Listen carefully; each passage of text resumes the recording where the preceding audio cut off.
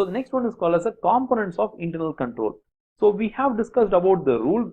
We know that internal control system is a set of rules. Okay. We also know what are the tools through which we can control our employees and ensure that all activities are smoothly running. That also we know. But how can you ensure it? Okay, when you are a CEO of a company, how can you ensure that the 100 employees below you are following these rules? So we have something called as a components of internal control. So we'll start from the first one, control environment. See, control environment is when you are the CEO, you have to ensure that you are a very serious person in terms of internal control. You are going to seriously handle all the kinds of errors and frauds in a company. Okay, you are not going to tolerate any frauds in the company, and you want to minimize the errors to a lowest limit. So as a CEO, you have to tell what are the things which you are very forceful about. Okay, which things you want to prioritize. So that is called as the tone for the organization. So you said that internal control systems, we take it seriously. So that is about the control environment. The second step is risk assessment. Okay, as a CEO, you are very serious and you are giving priority to internal control. But now what you should do is you have to call the functional managers or the second level managers, okay, the middle level managers. Now you have to tell them, you guys go and find out where the risks are in your functional departments. In marketing department, where are the risks? In sales department, where are the risks? In finance department, where are the risks? So they have to go and find out where are the risks are. Once they have gone through it, and they have to come to you and say, yes, we have certain problems in our departments, and these are the risks. That is called as risk assessment. The identification, they tell where the risks are, and analysis of relevant risk. How? So analysis, what is the risk, how it will mitigate, or how it will occur. Okay, and analysis of relevant risks to the achievement of objectives, forming a basis for how the risks should be managed. So the identification and analysis of relevant risk to the achievement of objectives, forming a basis for how the risks should be managed. So it's all about finding what are the risks, then finding out how serious they are, okay, and how they are going to be a problem for the company, and how we are going to overcome that problem. So that is about risk assessment. So once you know what are the risks in the company, how are they going to occur, the next question is, what are the ways in which you're going to prevent them. Okay, the prevention is called as a control activities.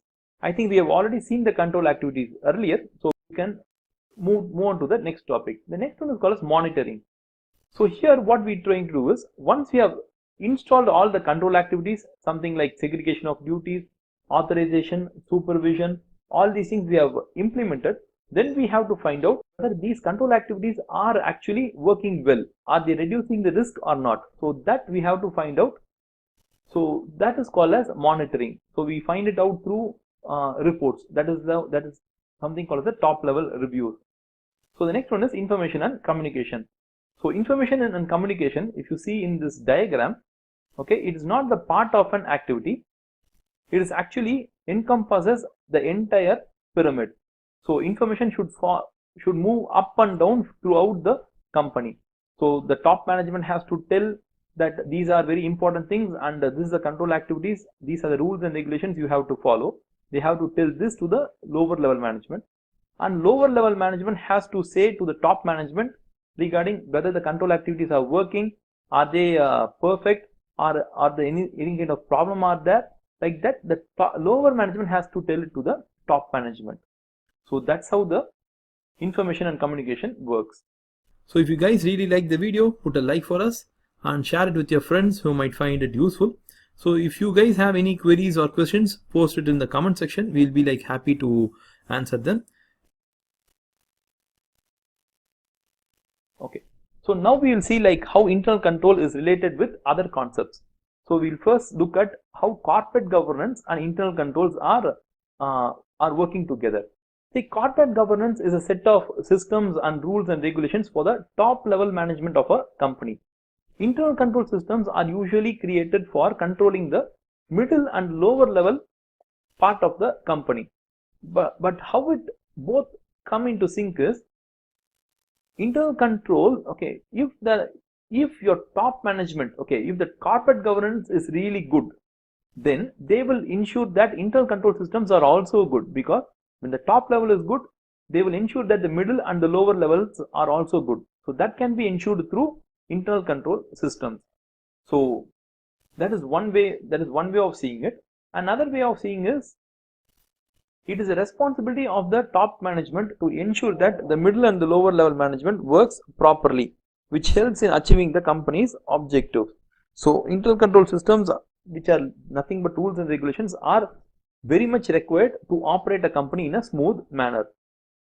When a company has a very good corporate governance and internal control systems, it is a company which is like very good and we can trust that company. So the next one is internal control and management. The person who is responsible for creating the internal control system and ensuring that it is properly implemented is the CEO. So the CEO is the one who designs and implements the system. He is the one who gives the priority to internal control systems, that is called as a tone at top. In a large company, the chief executive fulfills the duty by providing leadership and direction to senior managers. So he tells what is important and what the senior managers have to do. And senior managers in turn assign responsibility for establishment of more specific internal control policies and procedures. So how it works is that CEO gives priority to internal control. Once he gives priority, all senior managers will also give priority to internal control. They will create the processes and procedures of internal control and they will try to implement it. So the CEO is not going to sit and think everything. It is actually delegated to the senior managers who will sit and think and then implement the internal control systems.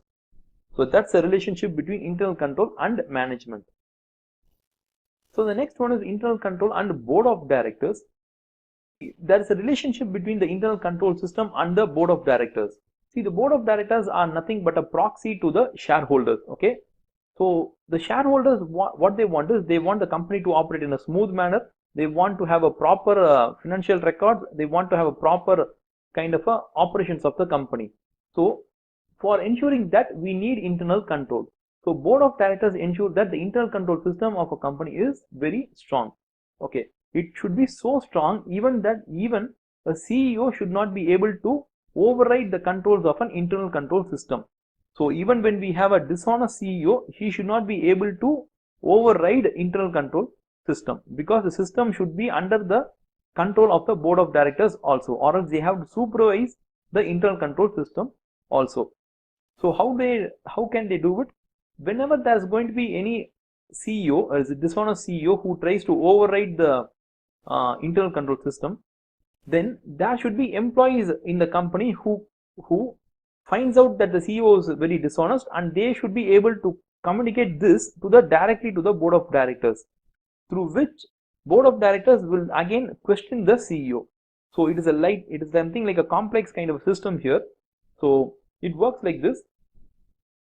Employees in a company should be given access to the board of directors, and board of directors will ask a question to the CEO as to why he is being dishonest with the internal control system. So that is how it works.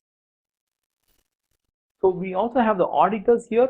So what does auditors do?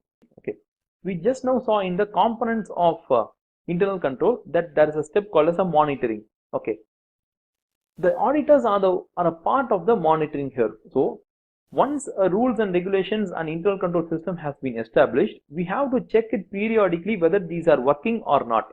Okay, whether segregation is working or not, whether supervision is working or not, like that we have to find. So auditors here play a role of ensuring that the internal control system is proper.